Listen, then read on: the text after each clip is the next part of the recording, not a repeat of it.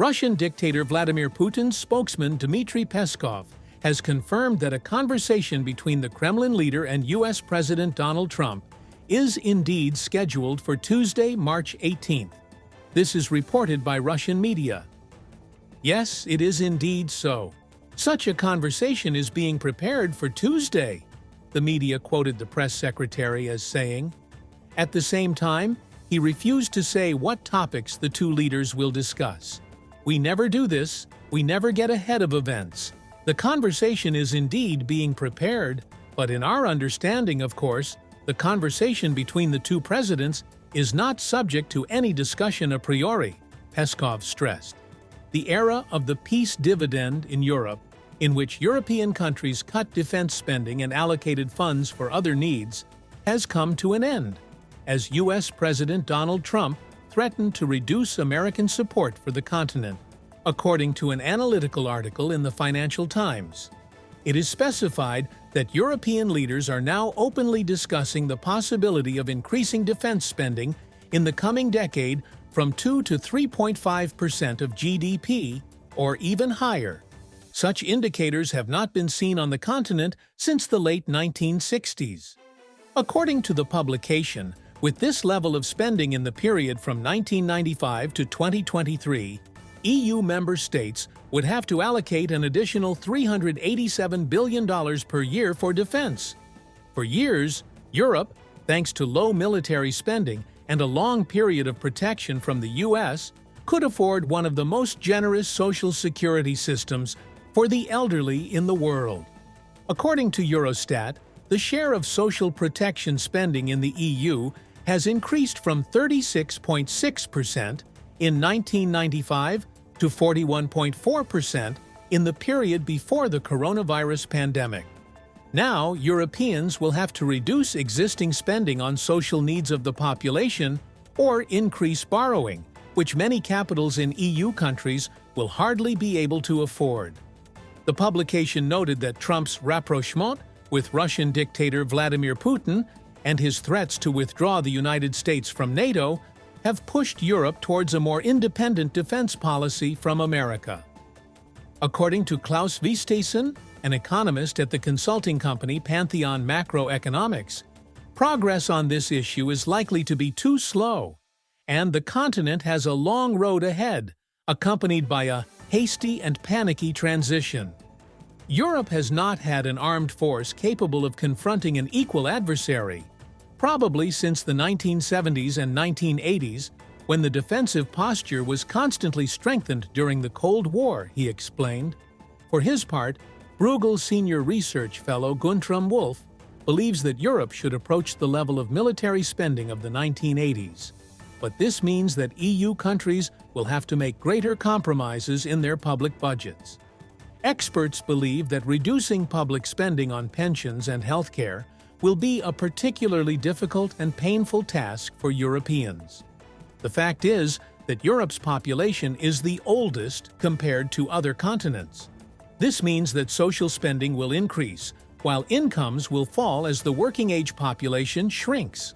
A satellite image released by the American company Maxar Technologies has shown the DPRK's progress in creating its own long-range radar surveillance aircraft, LRSA. This is reported by the War Zone. The image confirmed that work on the aircraft has been actively underway at Pyongyang International Airport in recent months. All this time, it was located in an isolated complex next to a maintenance hangar. The LRSA aircraft detect objects for targeting missiles and also coordinate Allied forces. It is known that the North Korean complex was built on the basis of the Soviet Il-76 heavy military transport aircraft. The characteristic triangular design on the top of the dome, where the radar complex equipment is located, is noteworthy. This is similar to a solution that can be seen on some Chinese long-range radar surveillance platforms, while the Russian ones do not have this feature. China may have transferred relevant technologies to the DPRK. It is also possible that North Korean specialists went their own way. New developments of the DPRK. It is worth saying that recently, Pyongyang has been demonstrating tremendous progress in the creation of military equipment. Recently, North Korea first demonstrated a nuclear submarine. According to experts, it could pose a serious threat to the security of South Korea and the United States. It was also reported that the DPRK is building a large 3,000-ton displacement missile frigate, similar to the Russian project DARE. Experts believe that it could become the first North Korean ship to be equipped with vertical launchers for anti-aircraft or cruise missiles. The United States of America maintains contacts with Great Britain, Norway, France, Finland, and other European countries regarding the resolution of the situation in Ukraine. This was announced by the U.S. President's Special Representative for the Middle East, Steve Witkoff, on the air of the CNN. Before that visit, the two sides were miles apart in where they were. We are holding discussions with all interested European countries. These are France, Great Britain, Norway, Finland, and all others, he emphasized. Witkoff added that the United States continues to actively work with allies to coordinate efforts to achieve a ceasefire in Ukraine. Witkoff's meeting with Putin, what is known U.S. President Donald Trump's special envoy, Steve Witkoff, held talks with Putin. In particular, U.S. President Donald Trump's national security advisor, Michael Waltz, said that the Trump administration is cautiously optimistic after the last meeting with Ukrainian representatives in Jeddah, Saudi Arabia, and Putin's statement on the conditions for ending hostilities. According to him, the U.S. president will make further decisions after Witkoff tells him about the results of the talks in Russia. At the same time, diplomat Vladimir Omelyan assessed Putin's meeting with Trump's special representative. According to him, such a meeting was not very successful because immediately after the conversation, America resorted to some tricks to put pressure on the Russian president. U.S. President Donald Trump plans to speak with Russian dictator Putin on Tuesday. I'll speak with Putin on Tuesday. A lot of work was done over the weekend, Trump told reporters aboard the presidential plane. Reuters reported, "We want to see if we can end this war. Maybe we can, maybe we can't, but I think we have a very good chance," he added. Putin-Trump meeting. On March 16th, Putin's aide Yuri Ushakov reported that the Russian Federation and the United States are preparing for an upcoming meeting between U.S. President Donald Trump and Russian dictator Vladimir Putin. He added that contacts between the two countries are maintained, but not yet at the level of heads of state. In addition, on March 13th to 14th, U.S. Special Envoy Steve Witkoff visited Moscow for talks with Putin. The U.S. expressed cautious optimism about the outcome of the meeting. U.S. Secretary of State Marco Rubio spoke with Russian Foreign Minister Sergei Lavrov. They discussed the steps to follow up on the meetings in Saudi Arabia and agreed to continue working to restore ties between the U.S. and Russia. According to Western media, Putin's lack of interest in a ceasefire in Ukraine poses a major challenge for the U.S. At the same time, Trump's ability to force Putin to make concessions is not obvious. In the United States of America, two series of unmanned aerial vehicles have been created at once. These are the YFQ-42A from General Atomics and the YFQ-44A from Anduril, which became representatives of the first generation of unmanned fighter aircraft. This was reported by the U.S. Air Force. The developments were created as part of the CCA, Collaborative Combat Aircraft Program. The American military notes that these machines will be crucial for ensuring the superiority of the joint forces in the air in future conflicts. The name of the machines was not chosen by chance. As explained by the U.S. Air Force, the letter Y means that these aircraft are prototypes. F speaks of their mission, fighter, fighter. At the same time, Q means the type of machine, unmanned aerial vehicle. The Chief of Staff of the U.S. Air Force, David Allwin, says that the first flight of these aircraft should take place in the summer of 2025.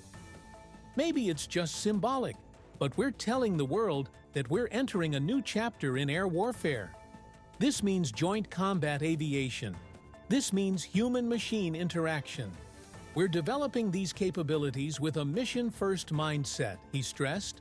The YFQ-42 is a drone from the Gambit family from General Atomics. Its configuration is similar to the XA-67A. It is equipped with a single engine and has an internal weapons bay.